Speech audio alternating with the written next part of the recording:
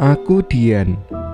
Waktu itu aku baru pulang dari rumah tanteku di daerah Bekasi. Aku memang sering ke rumah tanteku ini, yang bisa setiap minggu atau 2 kali seminggu. Tanteku ini tinggal sama kakekku. Jadi tanteku anaknya kakekku satu-satunya yang bisa mengurus sampai masa tuanya. Karena anak kakekku seperti om dan ibuku punya kesibukan lain yang gak bisa selalu ngurus kakek. Kejadian ini aku inget-inget sekitar bulan November tahun 2020. Ngomong-ngomong, rumahku juga gak jauh dari rumah tanteku. Ya, masuknya Jakarta Timur, tapi perbatasan Bekasi. Aku berkunjung ke rumah kakekku kira-kira sampai habis maghrib. Dari siang sekitar jam 2-an. Waktu itu tanteku nawarin buat nginep, karena memang kadang aku nginep di rumahnya. Tapi aku besok harus kerja lagi. Jadi habis maghrib atau sekitar jam 7 malam aku izin pulang. Di situ diperbolehkanlah pulang aku sama tanteku. Di sini aku sebenarnya sudah agak ragu antara mau minta jemput bapakku atau aku naik ojek online saja. Memang sih umurku sudah 26 tahun, tapi masih manja sama orang tuaku. Tapi setelah dipikir-pikir, aku naik ojek online saja. Lagian setelah aku pesen ojek online tapi belum dapat drivernya, gak lama bapak ngabarin lewat WA kalau beliau baru pulang kerja jam 9. Aku pun mengerti. Setelah itu aku dapat driver yang aku pun lupa plat dan namanya siapa. Pokoknya aku inget dia laki-laki. Di foto kayaknya umurnya lebih muda dari aku. Di situ drivernya nyuruh aku tunggu sebentar karena dia lagi di jalan ke lokasi penjemputan. Ya begitulah kalau umumnya driver berbahasa basi. Aku tunggu driver ini sekitar 5 menitan sambil ngobrol sama tante dan sepupuku. Setelah itu aku cek lagi aplikasi, yang mana aku kaget di situ tahu-tahu ada 2 driver yang pick up ke aku. Aku bingung dong. Aku refresh terus aplikasinya, dan ternyata bener aku pesen 2 kali. Padahal aku gak ngeh dan gak merasa mesen 2 kali sama sekali. Pas aku lihat titik si bapaknya yang driver kedua ini, dia di arah yang berlawanan sama driver yang pertama. Kalau dilihat sampainya ke titik jemput bakal bareng. Di situ aku mau cancel cepet-cepet, tapi nggak bisa. Bener-bener error. Kayak pas di refresh nggak ada fotonya, ntar ada, dan nggak bisa dipencet tombol cancelnya, alias ngebuk. Ya sudahlah, kata tanteku juga, nanti saja cancelnya kalau bapaknya sudah sampai sini, baru kamu cancel. Bilang maaf gitu. Akhirnya aku iyakan kata tanteku ini. Gak lama dari situ datanglah ojek yang aku pesen, si Abang A, atau driver pertama yang aku dapat, dan si Bapak B, atau driver kedua yang menurutku error itu. Aku bilang akhirnya sama si Bapak driver B ini, karena aku berberat hati kalau harus cancel dia. Dia pun setuju saja, karena aku jelasin juga bagaimana aku bisa mesen 2. Aku pamit sama keluarga tanteku, termasuk kakekku dan lainnya. Aku diantar sampai ke depan pagar rumah, yang seperti biasa kalau ada keluarga yang mau pamit pulang. Disinilah awal mula kejadian yang menurutku cukup bikin aku trauma sampai sekarang. Sebetulnya aku ada screenshot rute jalan dan error aplikasinya. Tapi HP aku hilang pas di tempat kerja. Dan biasanya HP ku ke backup datanya sebulan sekali. Sedangkan yang itu belum aku backup. Ya sudah, mau diapain lagi? Semoga tanpa bukti pun kalian bisa tetap menikmati cerita ini. Akhirnya aku jalan pulang sama Bang A. Dia ramah banget dan humble orangnya. Karena dia komunikatif, ada saja bahan obrolannya.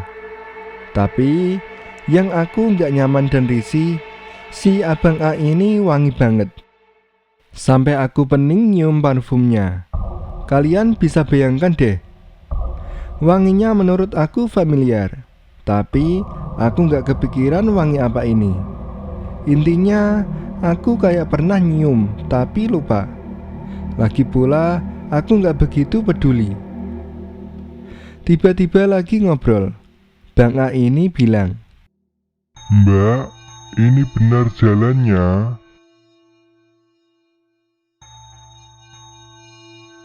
Aku bilang, betul kok, lurus saja, nanti belokan depan ke kiri. Tapi aku agak ragu, kok jalannya kayak gini? Kayak asing menurutku. Karena ragu, aku membuka aplikasi Google Maps. Di situ, Maps aku error.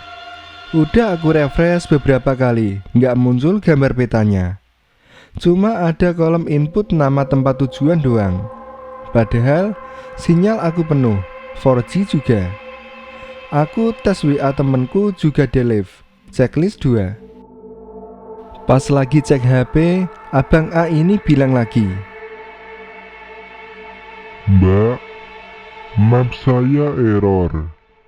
Mbak nanti arahin ya lewat Maps Mbak."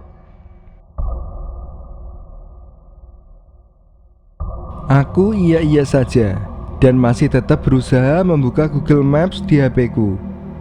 Di situ aku bilang, "Map saya juga error ini bang, tapi nanti saya arahin deh." Sambil tetap usahain Google Maps dan Bang A juga sambil usahain lihat map di aplikasi ojek online-nya. Aku ingat di situ jalanan cuma lurus doang, dan di situ perumahan BTN atau perumahan yang rumahannya bentuknya sama semua. Yang rata-rata lampu rumahnya mati dan cuma lampu jalanan saja yang nyala. Aku bingung perumahan apa ini. Sedangkan seingat aku, tiap aku ke rumah tanteku, aku gak pernah lewat perumahan ini. Lagian, sejak kapan ada perumahan dekat sini yang bentuknya begini? Lagi mikir, tiba-tiba Bang A ini nyeletuk lagi, "Mbak, sudah bisa ini map saya."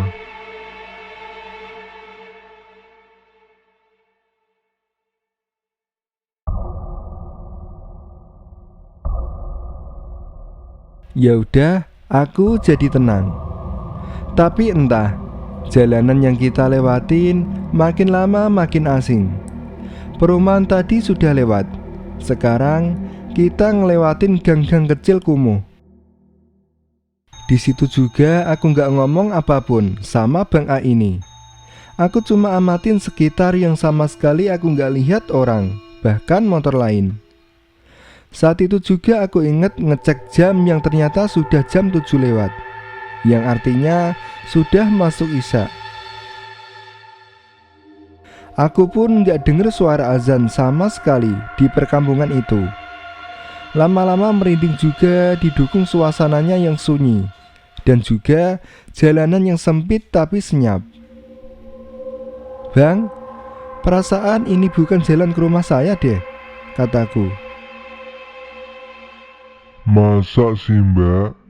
Saya cuma ngikuti map saja. Kalau alamat yang Mbak tuju ke sini."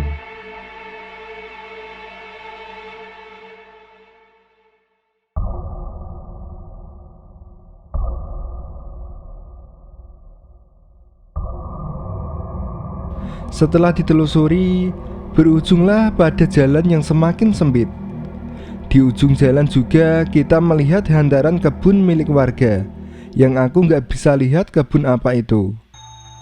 Tapi tanamannya pendek, dan kebun itu luas. Setelah aku perkiraan itu kayak kebun semangka. Dalam hati, kapan di sini ada kebun buah? Begitu terus yang ada di isi kepalaku saat itu. Mbak, rumah Mbak sudah dekat dari sini.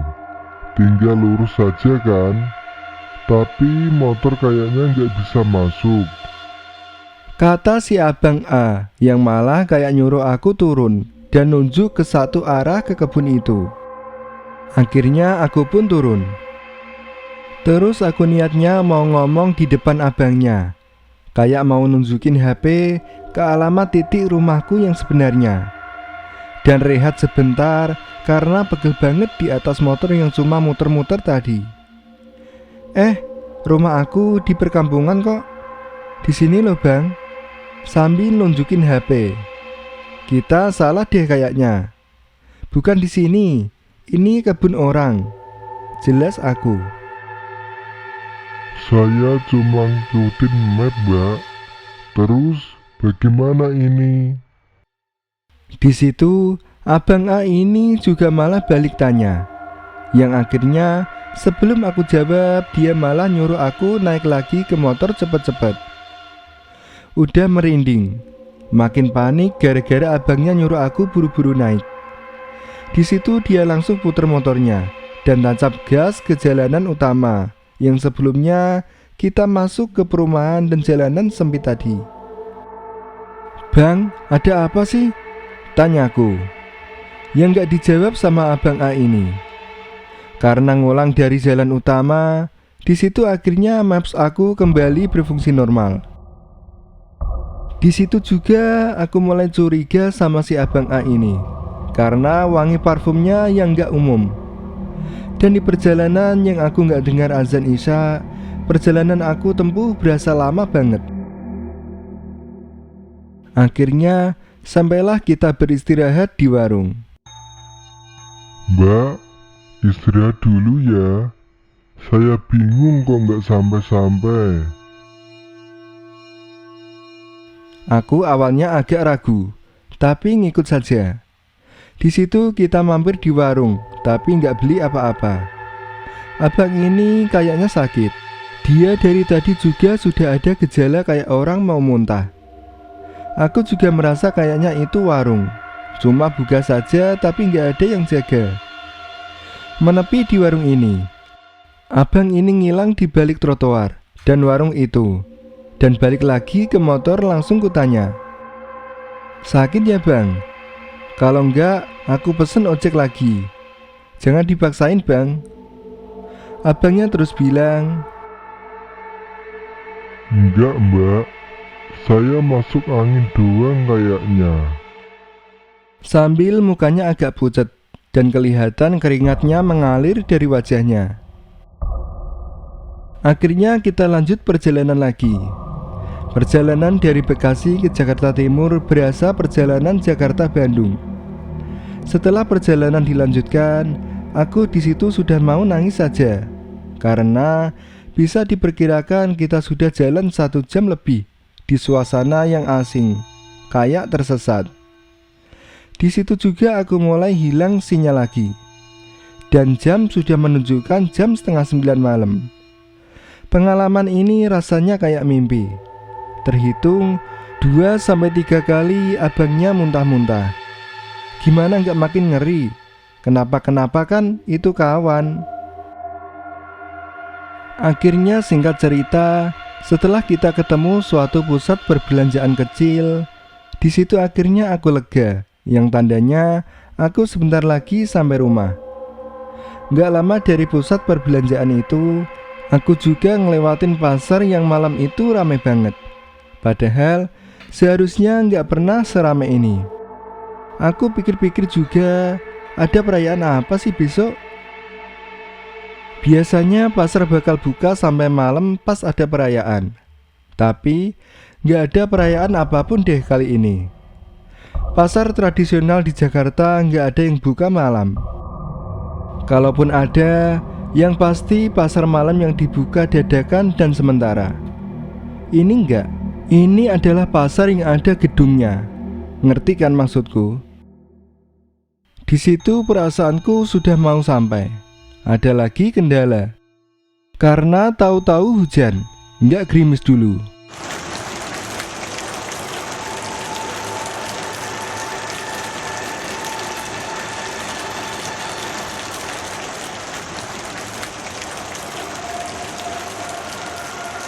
Jadi langsung blas hujan deras. Akhirnya aku menepi sama bang ojek itu, pakai jas hujan dan lanjut jalan. Sempat kebingungan. Bang ojeknya juga bilang, "Suwe-suwe aku malam ini." sambil dia starter motornya.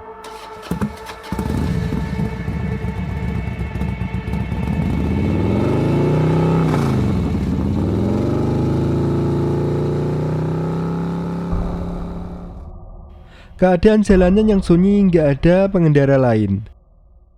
Cuma terang lampu jalanan yang menemani kami di perjalanan. Aku sambil mendekap HP-ku di balik jas hujan. Jasnya ini model kelelawar, jadi bisa satu jas hujan berdua sama abangnya. Berharap nggak basah bajuku, sambil aku berdoa sebisaku, karena aku nggak hafal ayat kursi. Mulailah di situ aku dengar satu persatu pengendara lain yang lewat.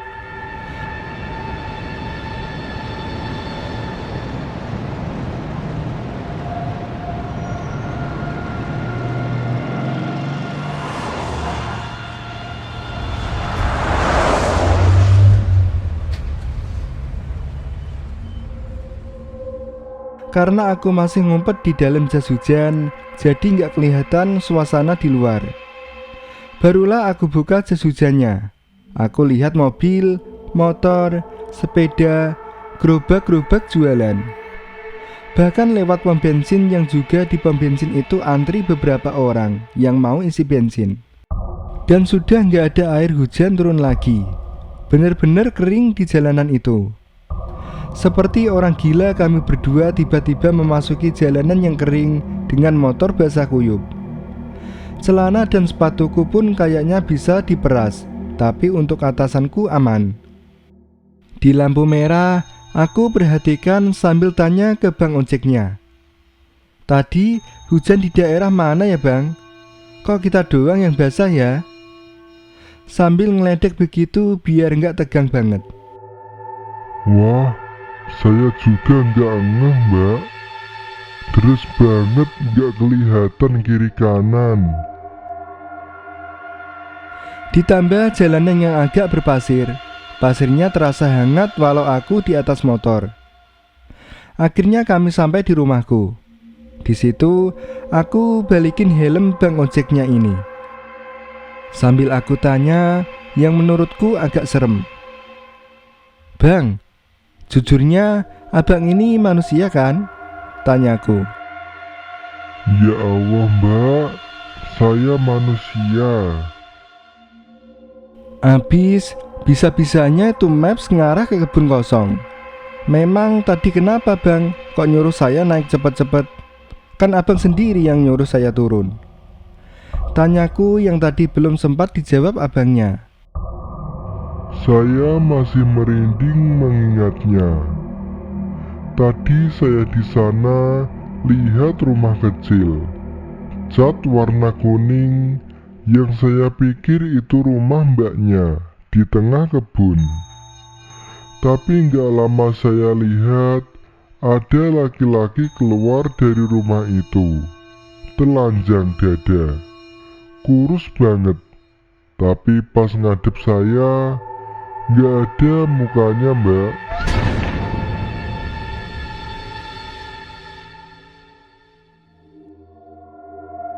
Aku cuma bisa menelan ludah sambil membayangkan apa yang dilihat abangnya. Tapi setelah diingat-ingat, aku di situ nggak ngelihat rumah sama sekali. Cuma hantaran kebun kosong yang lega. Lalu si abang A ini bilang lagi, Mbak juga awalnya saya pikir bukan orang. Lagian titik antarnya di rumah itu. Tenang saja bang, saya orang beneran. Ini nih ongkosnya, ambil saja kembaliannya. Makasih banyak ya bang. Nggak kebayang kalau saya beneran ditinggalin di kebun kosong itu. Terus abangnya cabut sambil menyatukan tangannya di depan mukanya. Tanda terima kasih yang teramat sangat. Karena aku kasih uang 70.000 yang seharusnya tarif di aplikasi cuma 16.000. Belum masuk rumah, aku masih melepas sepatuku di teras. Aku letakkan HP di meja. Kemudian ramai sekali notif yang aku terima. Ada WhatsApp, DM, miss call, bahkan sampai di DM TikTok pun ramai. Aku betul-betul kaget. Ternyata itu dari bapak, ibu, dan adikku. Bahkan tante dan kakekku yang sudah betul-betul mengkhawatirkanku. Betapa kagetnya lagi, ternyata saat itu jam sudah menunjukkan pukul 11:30. Cepat-cepat aku masuk ke dalam rumah. Assalamualaikum, Bu, kataku. Aku disambut sama adikku yang kemudian bilang, Waalaikumsalam. Mbak diteleponin gak ngangkat, bapak sudah marah-marah tadi. Nggak ada telepon masuk. Mbak tadi nyasar di jalan sama ojek. Ibu di mana? Jelasku. Sudah tidur. Mbak kemalaman, kata adikku yang kemudian ninggalin aku ke kamarnya. Aku tahu bapak juga sudah di dalam kamar sama ibu dan belum tidur. Tapi beliau betul-betul nggak nyambut aku pulang. Besok paginya, waktu sarapan sebelum kerja, bapak ngomelin aku habis-habisan. Tapi aku punya bukti kalau aku kesasar bareng ojek itu sekitar 4 jam. Padahal biasanya cuma 15 menit di jalan dari rumah kakek ke rumahku. Akhirnya bapakku bisa tenang juga setelah aku kasih bukti. Dari situ, aku betul-betul trauma naik ojek online. Traumanya waktu malam hari. Gak lama dari kejadian itu, ada acara kumpul keluarga yang buat aku ketemu lagi sama kakekku. Di situ aku ditanya sama kakek mengenai kejadian yang aku alami, kenapa waktu itu aku pulang dari rumahnya gak langsung pulang. Dia pikir aku mampir dulu kemana. Dan kakek ini tiba-tiba bilang hal yang aku gak ngerti. Ojek kamu mbak lihat sudah gak benar. Aku jelasin cerita detailnya sama kakekku. Dan aku pikir ucapan kakekku yang awal itu maksudnya si abang ojeknya punya niat gak bener sama aku, ternyata salah. Menurut kakekku, waktu kakekku nganter aku sampai depan pagar, bang ojek ini kayak punya sesuatu yang gak bisa lepas dari dirinya. Apa itu? Entahlah. Bisa jadi pelaris dirinya, atau bisa jadi kiriman santet dari orang yang mungkin menyukainya atau membencinya. Kakekku nggak tahu pasti intinya, tapi sesuatu itulah yang sudah membuat tersesat kita berdua. Dalam hatiku, apes banget kayaknya. Dia yang punya masalah, aku yang kebawa. Ini kesimpulan dari aku. Aku juga bilang ke kakek kalau bang ojek itu sempat muntah-muntah. Dan itu akhirnya kakekku simpulkan juga kalau bang ojek itu lebih kena santet daripada punya penglaris. Oh iya, soal hujan lokal, alias hujan yang terjadi di tempat itu saja. Pokoknya nggak ada 1 kilometer lah itu luas daerah yang kena hujannya. Kata kakekku juga, itulah pintu penghubung dunia kita dan dunia gaib di sana. Makanya hujannya aneh. Aku semakin merinding karena air hujannya betul-betul aku rasakan. Bagaimana suasananya malam itu pun aku gak akan lupa sama detailnya. Setelah curhat sama kakek, di situ aku langsung kepikiran nasib abang ojeknya. Dan setelah itu juga aku cerita ke rekan kerja dan juga teman lamaku.